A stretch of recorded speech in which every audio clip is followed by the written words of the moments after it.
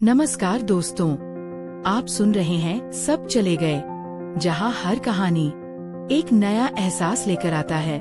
ये रही गहरे प्रेम, भावनात्मक तनाव और सस्पेंस से भरी एक लंबी कहानी।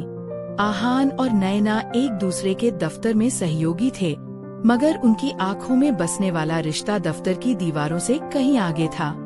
ये एक सीक्रेट लव अफेयर था जो सिर्फ नजरें और दबी हुई सांसें जानती थीं। आज नैना की जन्मदिन की पार्टी थी। उसके अपने अपार्टमेंट की छत पर तेज हवा और हल्की बारिश का मौसम था। जैसे ही आखिरी मेहमान नीचे गया, छत पर सिर्फ आहान और नैना बचे। तेज बारिश शुरू हो गई। नैना ने जल्दी से पास की एक खुली बालकनी में शरण ली। आहान तुरंत उसके पीछे पहुंचा। बालकनी छोटी थी और अब वो दोनों एक दूसरे से बेहद नजदीक खड़े थे।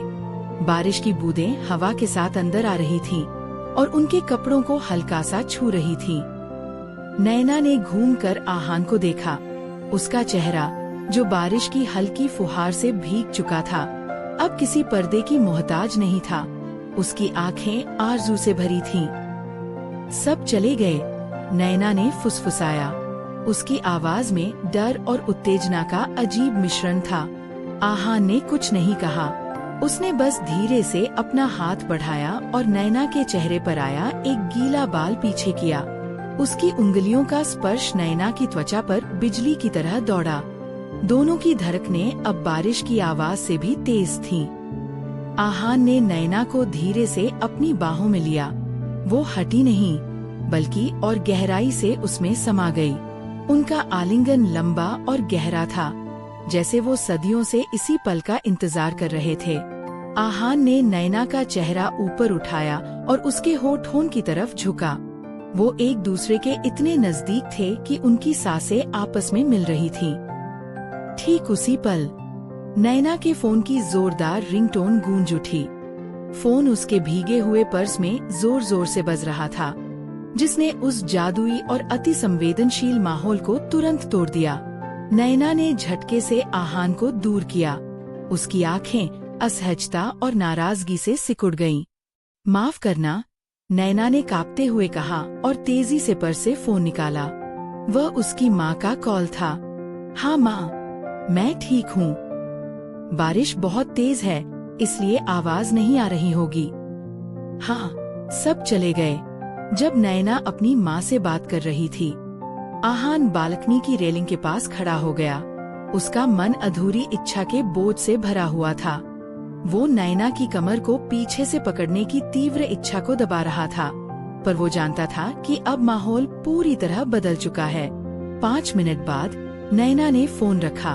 उसने आहान की ओर देखा। उसकी आंखों में अब वो पहली वाली आग नहीं थी, बल्कि शर्म और निराशा का मिश्रण था।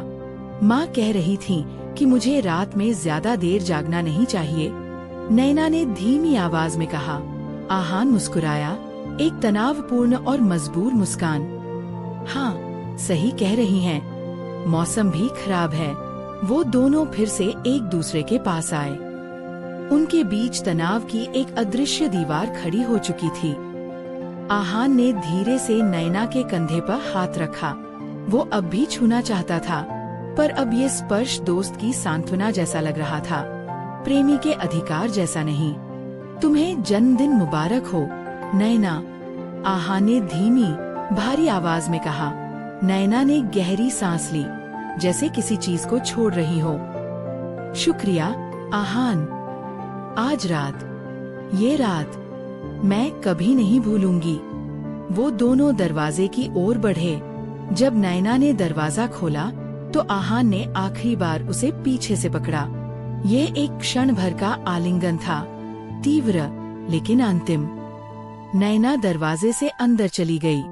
आहान कुछ देर तक बाहर खड़ा रहा, बारिश में भीगता रहा और उस अधूरी रात के सस्पेंस को महसूस करता रहा।